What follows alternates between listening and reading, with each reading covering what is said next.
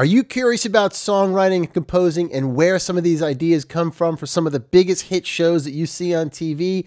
Then you have come to the right place, my friends. What is happening, Roadies? And thank you so much for swinging by and checking out this short clip. My guest this week is Mr. Sean Callery, film composer, television composer of such huge hits. You know him from Homeland, 24, Jessica Jones, The Kennedys, Designated Survivor, and of course, Halo, that should be out now at the time of the release of this video. So you're going to want to listen to this short clip as well as the full episode, which you can find by clicking the link in the description below. That will take you to the full interview I did with Sean, of course, available on the Roadie-Freeradio podcast, wherever you get your podcast, my friends. So in today's clip, I asked Sean about his ideas for something, his original ideas, how he comes up with stuff, where they come from, what his inspiration is, and what he does when the muse strikes. You're not going to want to miss it. If you have not subscribed to the podcast, I suggest you do so again by clicking that link below. You can subscribe to the videos here by hitting that little bell and the subscribe button and the like button. If you like this video, leave me a comment.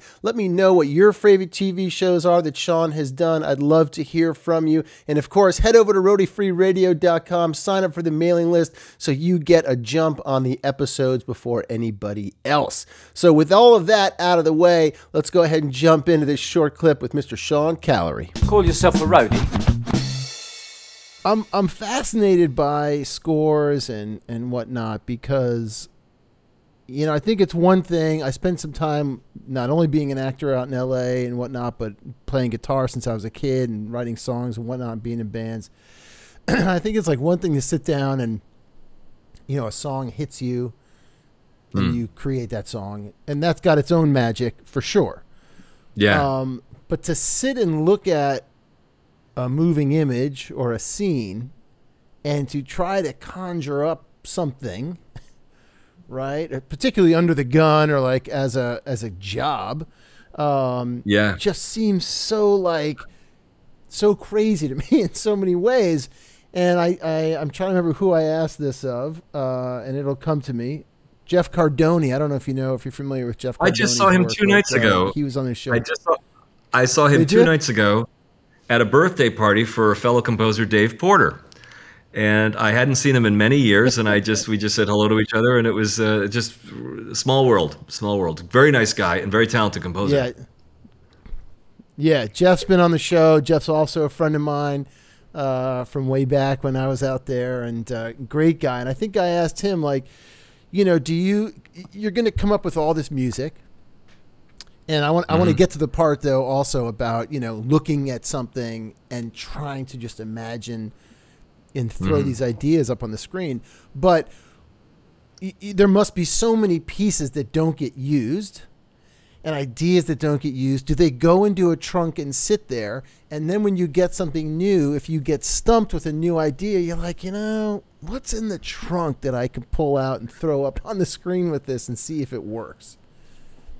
Do you go through that, or is each new show its own new process? I'm considering your question because it's a really good one. Generally for me, like, for example, when I started Homeland, for example, that the texture and the sound of that really had to be arrived at I was really working very, very back and forth with people on the texture and the sound, and I thought that was going to be an easy gig because I'd just come off 24, and that was like a 38, 40-minute score per week, and minutes. And then Homeland was going to be more like 15, 16, 18 minutes. I thought, oh, piece of cake. Well, that turned out to be one of the harder gigs because of the transparency and the kind of etching quality that they really wanted. They really didn't want any kind of superfluous musical gesture to kind of take us out of the real world moment. It was almost like we were like voyeurs looking at people when they were acting, you know, and the music in and of itself is unnatural because as you and I are speaking, we don't hear, you know, music coming in. So when it does, it has to kind of have an effect, but not be so front and center. So it was really quite a challenge. But what happens sometimes is I'll hear something. I remember when I'm about to finish Halo, and the series coming out on Paramount Plus. And when I got hired for it, I think what happens is your antenna kind of goes out into when they start talking to you about themes and the way they want, characters and so forth. And I think it's sort of like you're working on a problem in the background. It's sort of like you're sort of working on it almost subconsciously, I think. And then all of a sudden, maybe you wake up and you're saying, you know what? I remember hearing something that I did on this thing. I don't know if there's a drawer per se, but maybe there was something that I experimented with, or there was a word that they said, and then I make a free association with it. But you have to really be, open and available for that kind of. You have to be kind of relaxed, and without a doubt, procrastination is a great motivator, because if you procrastinate,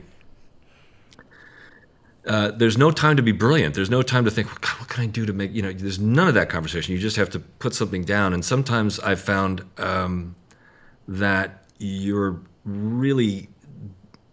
kind of encouraging a directly intuitive environment when there's no time. It's just, I have to put something in there, and let's just put something out there. That something comes through you and comes out of there. And sometimes that can serve you very well. So it's in terms of where that kind of things comes from. Sometimes I think, oh, I did something. I remember trying something with this dead pilot that never went anywhere. Let's try that. But that doesn't happen as much as I wish, because then I have a lot more probably music done. But the connections, the idea that you're kind of working on things as it's going on, it's just, my wife and I will sometimes be driving around and we'll hear something in the car. She goes, that's an interesting sound. I go, yeah, it is, and maybe there's something there, There you go, guys. Deep inside the mind of a film and television composer. Don't forget, you can listen to that full episode by clicking the link in the description below. Thank you again for swinging by and checking out this short clip. Hit the like button, hit the subscribe button, hit that bell so you get notified, and I'll see you guys down the road.